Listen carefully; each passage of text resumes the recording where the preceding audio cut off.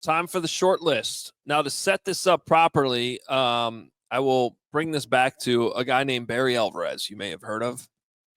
Longtime coach at Wisconsin who became the athletic director. And what he said was he always keeps a short list of coaches at all times because on any given day, if after winning the Big Ten championship, Brett Bielema comes to you and says, I'm leaving for Arkansas, you're ready to go to start interviews right away. Part of the gig. Get it. Yep. So this is my short list. Is this the same list we'll be going off of in January when there's actually an official coaching search? We'll find out. But these are what was 5 guys, now 6 guys that I would want to start doing my research on immediately, back channel conversations, or if the Bears were to make a change, you could essentially start interviewing a couple of these guys as well. Well, at least one of them. So let's start with the obvious candidate right away. Ben Johnson, 38 years old, current offensive coordinator for the Detroit Lions, who you play tomorrow. So you'll get an up-close look at everything he's doing there. Maybe the hottest coaching candidate on the market right now. You look at some of the positives. Well, offensively, the Lions are 2nd in yards, 1st in scoring, 4th in rushing, 6th in passing. And he's learning under a guy right now who's getting a lot of credit and should, Dan Campbell, as a leader of men. Another positive, he knows the NFC North well. So he's gonna, if he stays in this division, he's gonna know the matchups, he's gonna know the teams, he's gonna know the personnel really, really well. Now for some of the negatives, he would be a first-time head coach, obviously, and that carries a lot of unknowns. I'm worried about his ability to build a staff, especially if you're coming from the same division. It's very unlikely that Dan Campbell's going to be like, here, take all your buddies with you. So that could create a situation like when Matt Nagy got to the Bears and Andy Reid wouldn't let him take anybody. And he had only been with Andy Reid. So it left him kind of going through a Rolodex of random connections that led to Mark Helfrich being his OC, who he barely even knew. I guess I have a question there then. If there's certain assistant coaches on that staff that could have an elevated position, can they still be blocked by Dan Campbell? Like if you're going from, to become a DC or an OC when you were below that? If it's not technically blocked, but no, but I think the coordinator rule, I'd have to go back through all those rules. I'm pretty sure maybe not for OC. There's also certain just more like moral rules involved there, because like if you're a lower level assistant on Dan Campbell's staff and you're like, hey Dan, can I go interview to be the OC in Chicago? And he's like, no. Would you want to stay there in Detroit then and work for that guy? Right. So it's complicated, but Andy Reid is somebody who's been like, no, you can't take people with you. This is more of a fun negative, but it did come up on Hoge and Johns this morning. So shout out to Johnsy for bringing this up. And I'm kind of only being half serious about this, but Ben Johnson cites 3 former Bears OCs as influences in his coaching. John Shoop. John Shoop. You just Shoop. Stoop the Shoop. Adam Gase and Mike Martz. Well, Adam Gase is the greatest offensive coordinator in the history of the Bears, so that's not a bad exact thing. The only guy that got Cutler going. I don't mind that. My biggest question for Ben Johnson is, can he command the locker room? Can he command the room? Can he lead? These are, come off of one press conference says yes. You can now defer to me, and I'll tell you that he absolutely can. He has that presence. Well, I've begun to do my research on him, and I specifically wanted to watch one specific press conference, and that was after the Lions lost their only game this season. I don't really care what you sound like after you win. What do you sound like when you lose, when the questions are tougher? And I thought he handled it relatively well. One thing I did like is he immediately took accountability for the Lions' red zone struggles in that game. He said, that's on me. We got to get that better. So that would be a welcome change. And I will say, though, I went back and watched a mic'd up video of him coaching at the Senior Bowl back in 2022. Didn't like it? It wasn't Dan Campbell, I'll tell you that. Okay. 2 years later. No, he's not Dan Campbell. 2 years later under Dan Campbell, right? Because in 2022, how long had he been with Dan at that point? Yeah, but you are what you are, and I want you to be authentic, too. He's more of a Jonathan Gannon type. Honestly, that's what I was thinking of as I was watching it. But Gannon's doing a good job in Arizona. He's a smart, interesting, young, has good energy guy. You're not. It's a long way from Matt Eberflus. Not that should be the bar, but a long way from him. Just let me add one other thing.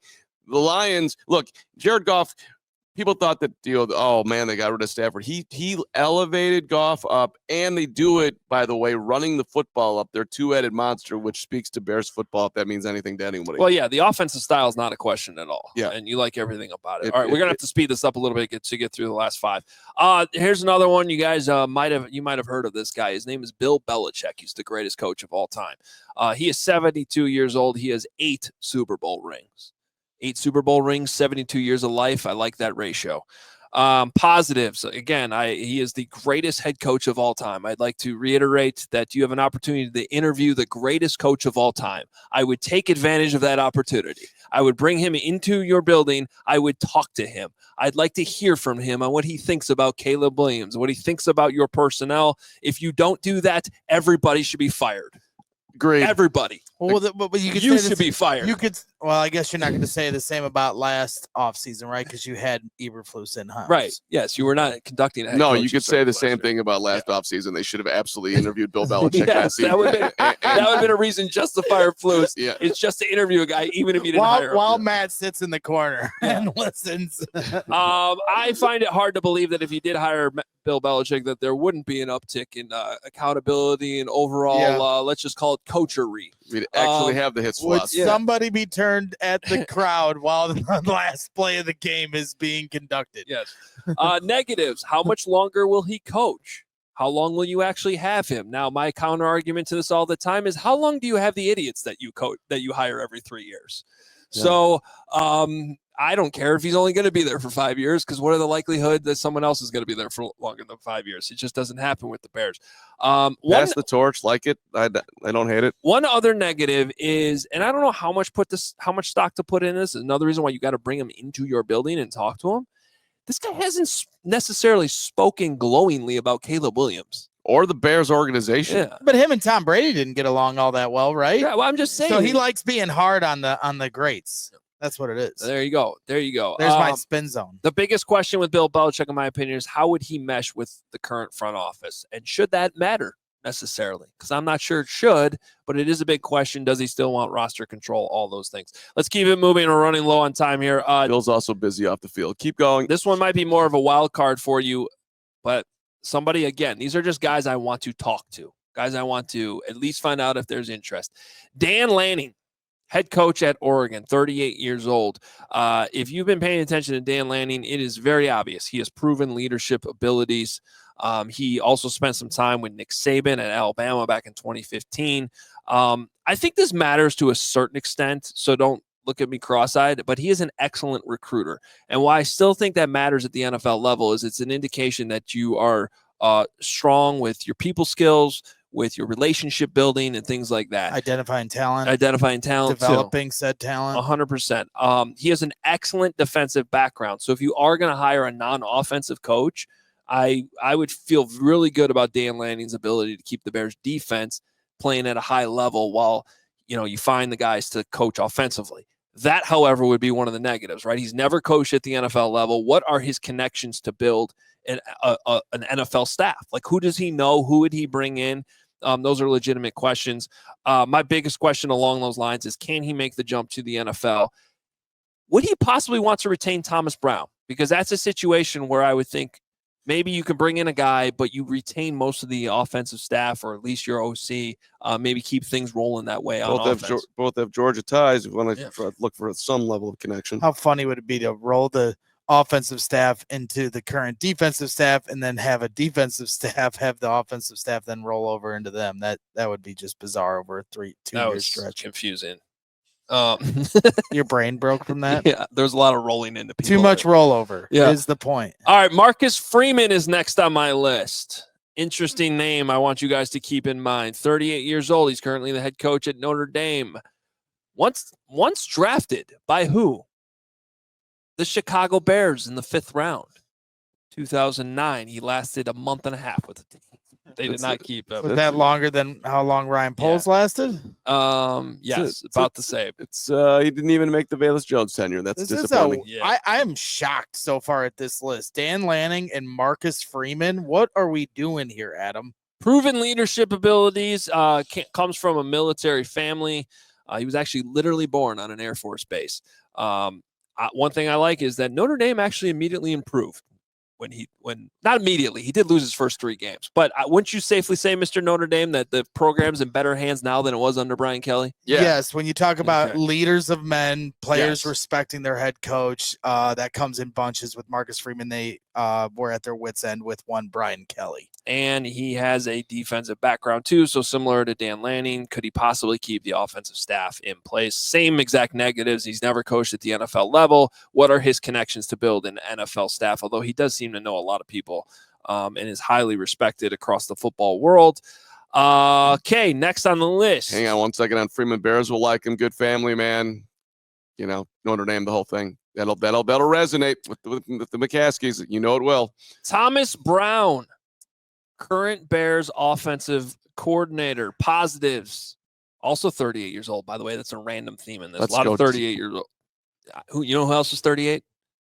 Greg? No. Gary Ross? You? Me. I'm 30. You and Hoge are the same age? That's amazing. I'm 38. You are? Yeah. Then why'd you say no? Because I'm an idiot. 1 and 2. I don't make too big of a deal of it, but I am going to be 39 on Friday. In 2 days? Yeah. Wow, Greg's birthday coming up. We'll have to celebrate that tomorrow, buddy. We're going to celebrate it only if one thing happens on Friday. Nah, we're celebrating. Oh, we're not doing that. Way to read it. We'll only celebrate your birthday if they fire Matt Eberflus. Yes. No. We will celebrate. Thank you for derailing the VOD, boys. All right, back to the list. Thomas Brown is 38 years old, current Bears offensive coordinator. Obviously, we've learned pretty quickly he can command a locker room. He can command an offense. He's getting the respect of players. We've seen an instant improvement in the offense. He's currently building a relationship with Caleb Williams. That seems pretty important. He has a history of, being considered to be a future head coach in this league. He was Sean McVay's assistant head coach, winning a Super Bowl ring in that role. He could keep a lot of continuity with the current Bears staff and players, which I think is a plus as well. Of course, the negatives, no head coaching experience.